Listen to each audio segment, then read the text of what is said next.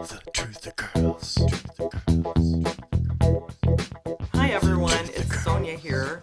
I've become a radical unschooling parent. I never thought that would happen, but that's how it turned out. My approach here, what I'm doing is very, experimental. And I know there's people out there who might be thinking, well, what if I did this or what if I did that? What if I went against all the advice that the experts are giving me and just did what I felt in my heart was right for my child? What would happen? Well, that's basically what I'm doing. Because, I exhausted all the other options. What happened was I had taken all the advice because we reached out for help. We went to the Jewish General. They have a child psychiatry program. And it was very, very scary. We knew they were looking at us very critically. You have a child who has a developmental disability that you didn't cause. I mean, it's a type of autism. It makes it hard to parent that child, but it doesn't mean that their behavior is a result of your inadequate parenting. I mean, there's challenges there, and people with autistic disorders are known to have difficulties with their behavior. So then you reach out for help, and of course, naturally, they're going to put the parents under a microscope. But we went through all that, and we did everything they said, and he was in that program for 2 years, and that included putting him on medication. We really didn't have a choice. And when he was to go back to community school, we put him in the one that they chose. We did everything they said. And it turned out that actually it wasn't really good advice. Because what they do in those day programs, it's like dolphin training, and it works while your kid is there. It's an institutional environment. But that can't be maintained at home or in the community. And I'm finding now actually that it's not necessarily a good thing for it to be maintained at home or in the community. Here's what I really believe at this point, what I've found, was that what those programs are doing is they're teaching compliance. They're teaching a child to be able to fit in to an environment that is actually a very bad fit for them. Now, of course, a child has to learn to behave appropriately. You can't just, do whatever you want whenever you want. But the school environment is such a bad fit that what I found was that as he's in this environment, what's being highlighted all the time are his shortcomings and his behavioral problems. This environment actually brings out the worst because you're taking somebody and you're putting them in a situation that's full of all the things that they have the hardest time coping with. First of all, the level of autonomy that he had was nowhere near really what you need to function adequately in a school environment. Behaviorally, the expectations are too high because he has a developmental delay, socially, emotionally. Academically, it was difficult because it's a lot of time that they're asking you to do things that you're really not interested in. So it's hard, especially for someone with ASD, to get themselves motivated to do things that they really don't want to do. And their ways of dealing with his behavior problems were very this is disobedience, this is defiance, we're going to muscle him into shape. What do you think happens when you put someone in that situation? They get angry, they get frustrated, their self-esteem is crushed. And my experience myself with environments that force compliance is you may eventually take everything you have in your being to rise to the demands for the time that you're there. But it's so hard and it's so frustrating that, you'll do it for a certain amount of time, but inside you're sort of burning out. And inside you get angry. You learn to toe the line because you don't want to get punished all the time, but that's all you're doing. What is this going to accomplish when you leave? I've been through it. And I'll tell you that even if you comply in the program, it doesn't mean that this is going to translate to anything outside afterwards. Institution is not real life. You train a person to behave in an institution, what you have is an institutionalized person. I know that you can't fit the square peg into the round hole, but that's what the whole system is geared up for. It's to take a person like my son who is so different, and the goal is to fit him into the hole, make him like everybody else. I used to think, oh, come on, don't exaggerate. But really, that's what it is. The school is like a factory. It's like a learning factory modeled on the industrial age. It's the model of school from the industrial age that they still have now. It's a factory, a learning factory. Works for a lot of people. Doesn't work well for the people who are really different. You're taking a person like my son, you're putting him in the factory, and you want to turn him into, the product that comes out of the other end of the factory. But it's not going to work. If you get anywhere near that, once he gets out, he's still going to be who he is. He's still going to be different. And I know this from my experience too, because I went through the factory for over 3 years.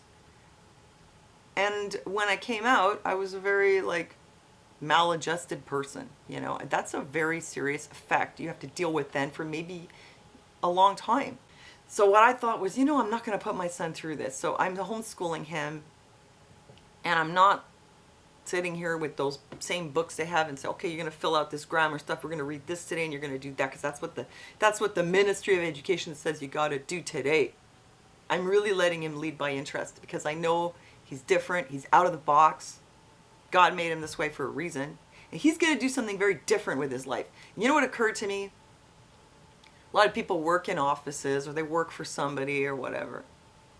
And it's like, as you're growing up, it's like you need to learn how to be a good employee. You need to have those skills so somebody will hire you. They're going to hire you, right? So you have to make yourself somebody that they can hire. And there are people out there who are really living a different life. The circus performers, makeup artists, the musicians, people who start their own businesses, inventors, actors, people are really doing something totally different that the school system does not prepare you for. And when you meet someone like that, you're like, wow, respect. That's cool what you're doing with your life. That's amazing. Because you know what? The world needs people like that. Most people don't have the guts to create that path for themselves in their lives. The school system certainly doesn't do it. Doesn't set you up to do anything different. And then there's people like my son, they are made to be different. So I thought, you know what? Why don't I just help him find his path that he's meant to be on? I'm not going to push him into this mold. So his educational experience is becoming very different more and more as we're homeschooling. We're moving away from everything about the school model. I never thought this was going to be what we were going to be doing. I never thought I was going to be that mom, takes her kid out and basically unschools them, not only unschools them, deschools them. That's my neighbor, sorry. Well, that is what ended up happening.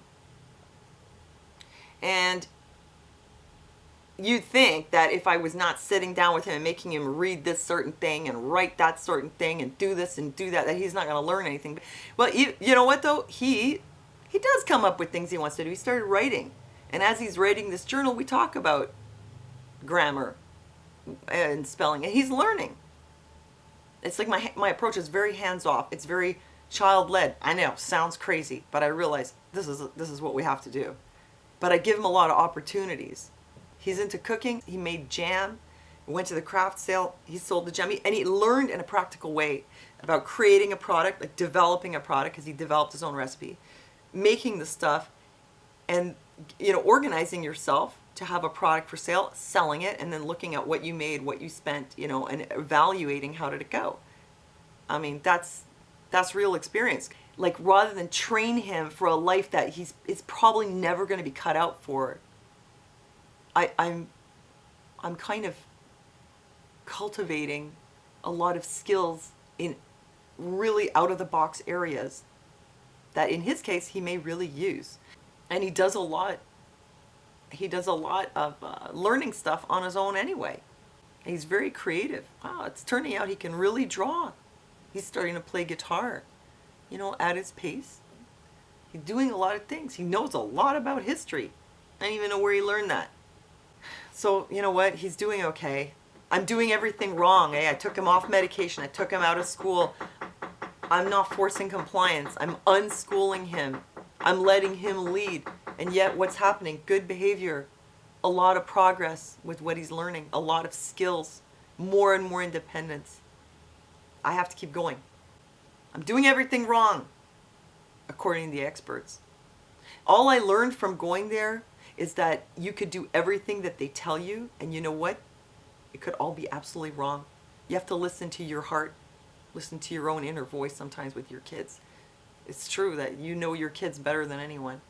The only thing I learned from them, though, which was really valuable, was the parenting relationship. They said to me, you can't just like boss your kid. You have to really invest in the relationship, because when you have a kid with behavioral problems, the relationship gets strained, you know, and it can become very uncomfortable and tense and whatever. You alienate your kids with trying to get a certain amount of behavior, compliance or whatever. And you have to really invest in the relationship first. And then with that's like money in the bank. Down the road, you can draw on that when you really need compliance, or you know, like you really invest in the kid, invest in the relationship, and then the behavior improvements will come out of that. And that's actually what happened. And people were like, oh, you're too soft on him, blah blah blah. And I always said, I'm picking my battles. I have my reasons why I'm doing this. And you know what? It turned out to be the right thing. I'll give you an update down the road. I wanted to give you this update now so you know how is this going after now we're going into our second year of homeschooling. And I'll let you know down the road if he turns out to be like completely out of control hellion and I have some serious problems, but I doubt that's going to happen. So that's it. I hope this information is really useful to you. And God bless you guys. Thanks for listening to me. I'll see you next time.